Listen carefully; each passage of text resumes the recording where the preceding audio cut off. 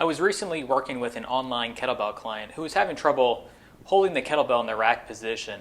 He said that sometimes when he would squat, it felt like the kettlebell was going to dump forward and he'd have to use his other hand to support the bell. And other times, just simply holding the kettlebell here just didn't feel very comfortable. After sharing some videos back and forth, we figured out what was going on, and with just a few simple adjustments, I felt much stronger and secure holding the kettlebell here in the rack position. I'm on a mission to help men and women get into better shape using kettlebells. Hi, I'm Ryan Jankowitz, the owner of RJ Kettlebell.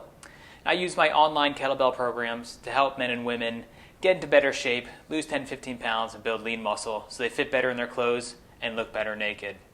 So the couple of tips I provided to my client was the position of the wrist. So when we're holding a kettlebell in the rack position, we want the wrist to be neutral, so never bent back. That can be uncomfortable on the wrist. So I'm holding the bell here in the rack position. Again, neutral wrist here, not bent back. So that doesn't feel very good on my wrist. When I bring my wrist to neutral, it feels much more comfortable.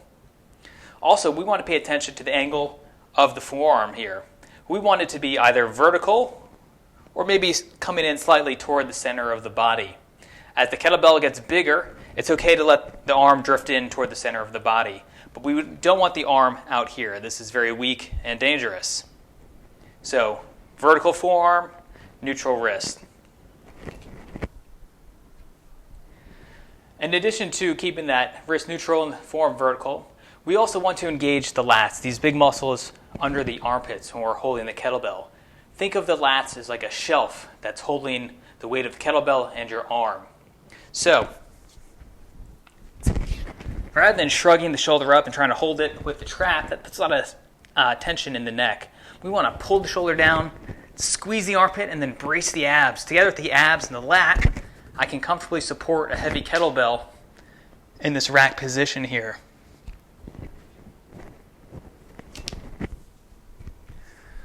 So if you're having trouble holding the kettlebell in the rack position, so look at your wrist position, look at the angle of your forearm, and focus on your lat and your abs. Engage those together, and it's going to create a much more stable base to hold that kettlebell. If you have any more questions about kettlebell training, please feel free to send me a message. Stay strong.